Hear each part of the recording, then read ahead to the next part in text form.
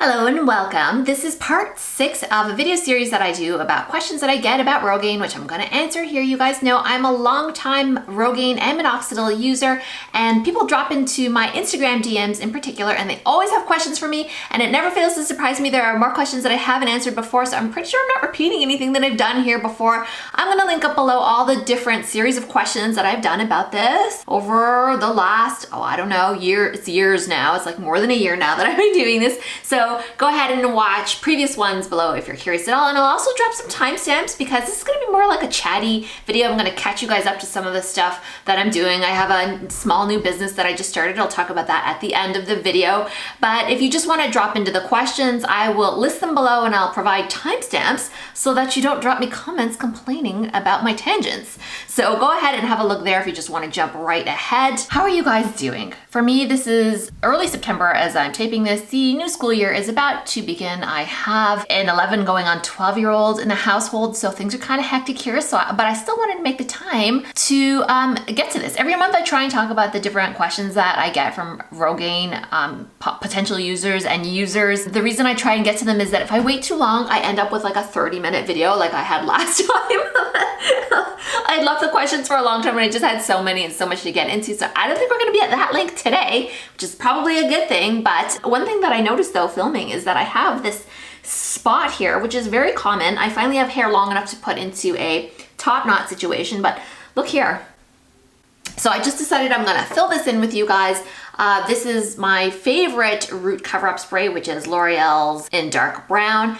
Eva Longoria is the spokesperson. She has a different last name now. I can't remember the last part. Like she has a hyphenated married last name now. But you know Eva Longoria from Desperate Housewives is the spokesperson, I guess, the sort of model for this. I saw this in the store, so I thought, and I already own this, but I just took this video of her when I was at my local drugstore because I just thought it was funny. People tell me sometimes that I look like Eva Longoria. That is actually one of the few celebrities that I get compared to. What do you guys think? I don't actually think I look that much like her. I think she's far more beautiful. And she's actually one of the celebrities I've seen the closest in real life because she was here once at Toronto International Film Festival. She is legit, or she was, this is a while ago, the smallest human I've ever seen in my life. And I don't just mean thin. She was very, very thin at the time. I think she is still very thin. Just tiny. Very, very petite, like maybe 5 foot tall and gorgeous. She's so stunning in real life. Like just whatever you think she looks like, she looks about 10 times better in real life. And that's why I think I don't look that much like her because I know what I look like in real life. You guys are just seeing me on video here with like diffused lighting and stuff like that. But anyhow, okay, sorry for that tangent. Like I said, there's lots of tangents down below if you just want to hit straight to the questions, but if you want to see me put this in, have a look. So when I'm doing this, I usually just put my hand here because I'm lazy, and let's see if I can catch this. So I just spray that, and that's it, people. Ta-da! And it's just much darker, and it helps me for any little areas that I feel a bit self-conscious. It does overspray on your hand a bit, but you just normally, you know, just wash that off, and then I might just do a little of this and that. You know, I find when you have visible like striations in your hair, sometimes just doing the fine tooth comb over them helps a bit, helps to sort of hide the baldness there. So once I feel that that's dry enough, then I just hit it with regular hairspray. And the reason for that is, this is unscented hairspray, and you see people do this on YouTube, and even if it's not heavily scented, you get the alcohol into your mouth. So normally I would not be talking and spraying at the same time. That kind of locks it in. So what will happen with that is that it will dry down and it will make it less susceptible to rubbing off and stuff like that. And that will stay. That dark spot will be there tomorrow until I wash my hair. It does last once you put that on this root spray on your scalp. Okay, into the question. So you know if you send me a question, I will never out you, right? So I'm gonna put up on the screen the question that I'm reading off here on my phone, but I will never like reveal who you are to anybody. I always crop that from my images, but this is the question that I got. I just have some questions. How do you wash your hair after applying Minoxidil? I heard they can cause unwanted hair growing everywhere. How do you experience facial hair growth or hair growth on your back? Do you still wash it normally? Do you wash your hair every day or every other day with shampoo to remove the minoxidil? Haha. Okay, so let's address the back hair first because I think that is probably the most concerning of them. I've never experienced back hair growth. I've never heard of anybody experiencing back hair growth. The most excess hair growth I've ever heard anyone complain of is having extra hair where you put concealer right here.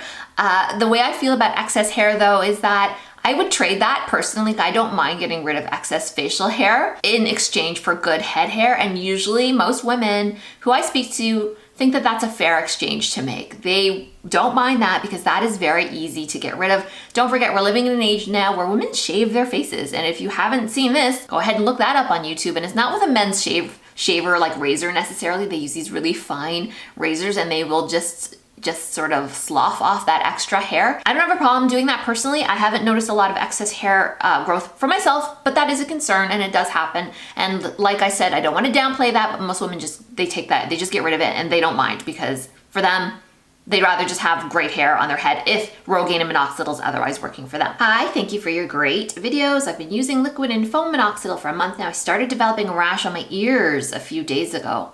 They were swollen, hot, red, painful, itchy. The rash started to spread to my neck and shoulders. I know you aren't a doctor. Correct, I'm not a doctor and I cannot give you any medical advice, so thank you for recognizing that. I'm wondering if you've heard of this happening to anyone else. It seems weird to me that it took a month for the rash to develop. I was hoping the rash wasn't triggered by the Minoxidil. Thank you.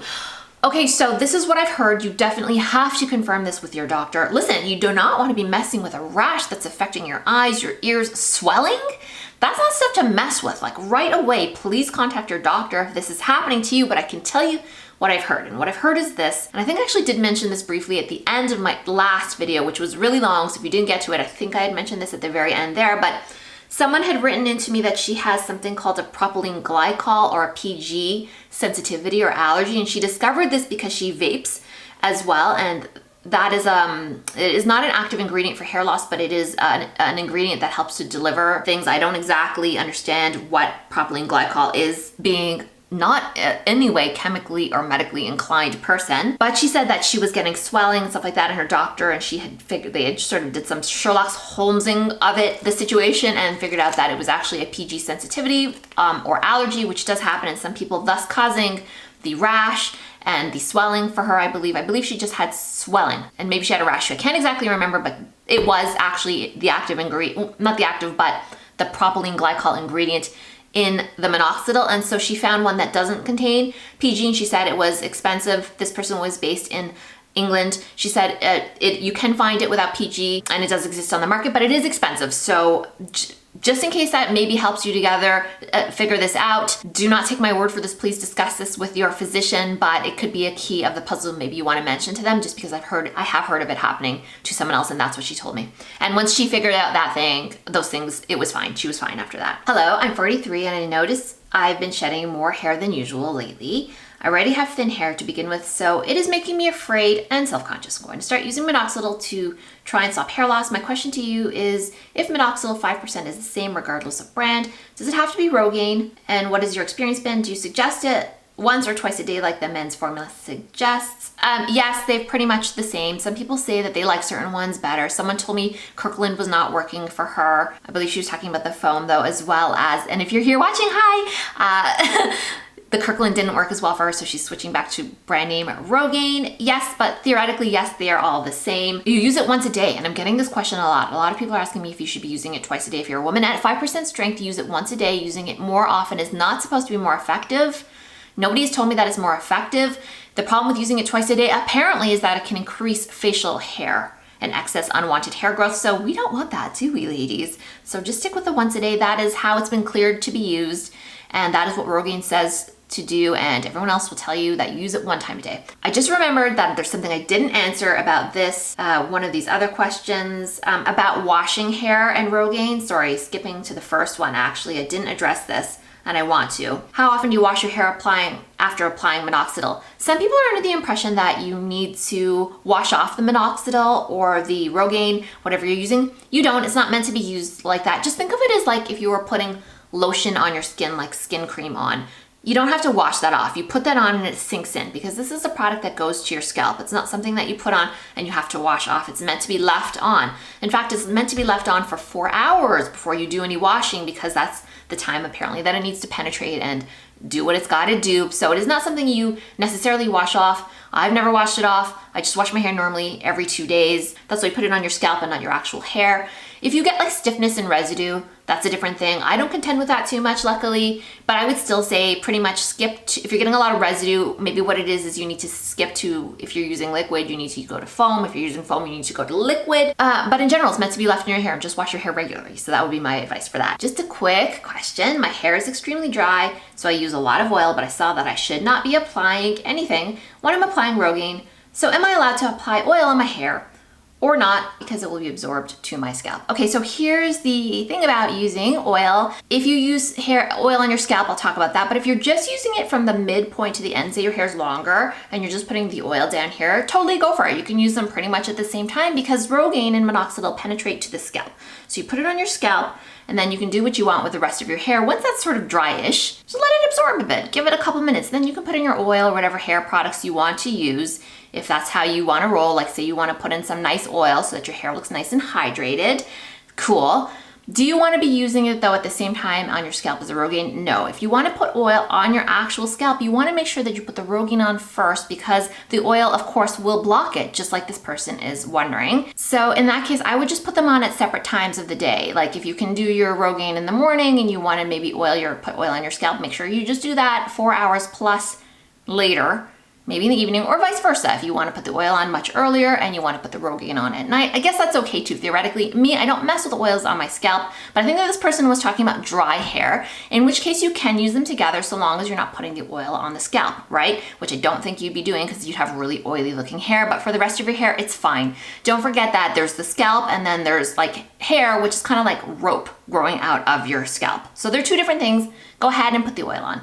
So I've got just a little bit more, but I wanted to break here and tell you guys about some news that I have. And this is not my small business info, that I will put toward the end. This is more for like people that watch a lot of what I do here. You guys, I have a new website. This website is just shrimpymcgee.com. So go ahead and have a look. I will, of course, add a link down below. This was created by Sleek Production. They are an amazing, affordable website creation company. I'm really so happy with the way mine looks. I would encourage you to get in touch with them, so I will put a link down below to Sleek Production. If you're looking for a website too and you're like on a smaller budget as I am, I would 100% recommend them. This is not an ad, not paid for. I just was really happy with like working with them, and I think it turned out so cute. It's exactly how I wanted. It has a tab, like I have an article there you can read about hair regrowth, my sort of story, hair loss, my story, Rogaine also my story. So I've put some content up there and just some links and stuff like that. Brand new and shiny and cute, and I love the colors. I'm really happy with it. You guys go ahead and check that out.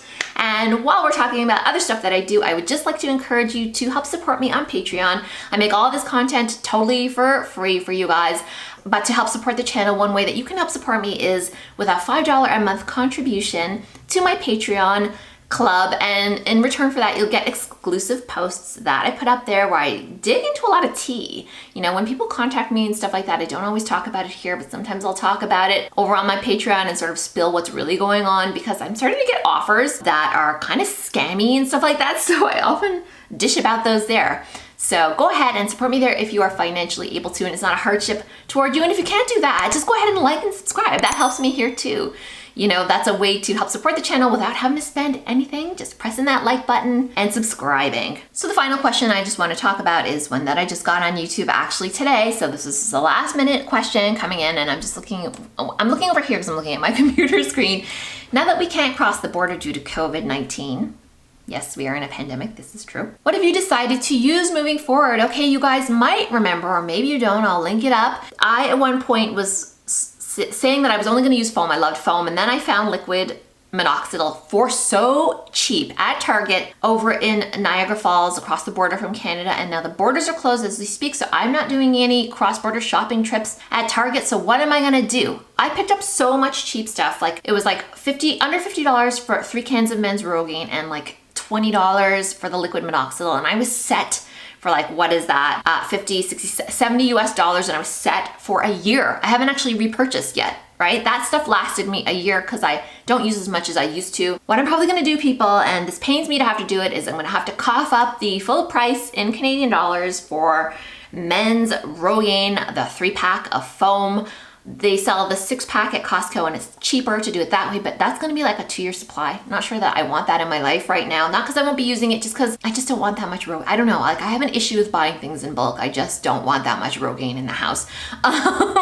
So I'll probably just cough up and spend a small premium. The cheapest place I found it so far is Amazon.ca for under $100. I think I saw it for like $97. I don't love giving them more money, but I also need to save.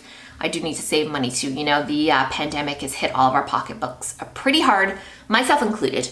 Okay, so yeah, that answers the questions. Now, if you want to know about my small business, because I'm not busy enough with my Patreon, with homeschooling my kid for this upcoming year, with the podcast that I make with my husband, with these videos, and with my actual job as a freelance writer, I've decided to I'm someone who likes to be busy. I decided to open up a Poshmark Canada closet where I'm just selling stuff that I have worn. This is all stuff from my own closet. So if you're Canadian, go ahead and check that out. I try and keep things pretty affordable, and hopefully you can find some cute stuff there. And let me know if you have a Poshmark closet name and I will follow you as well, because like it's a community thing where we all can get to know each other and refresh our closets at no cost to us. So yeah, I've got a new Poshmark closet account, and it's under Shrimpy McGee too, so it will not be hard to find me there. All right, everybody, that is all I have to say. I had a lot to say in the end, right? I just had a lot to catch you guys up with. Thanks so much for giving me your valuable time, and we'll see you soon.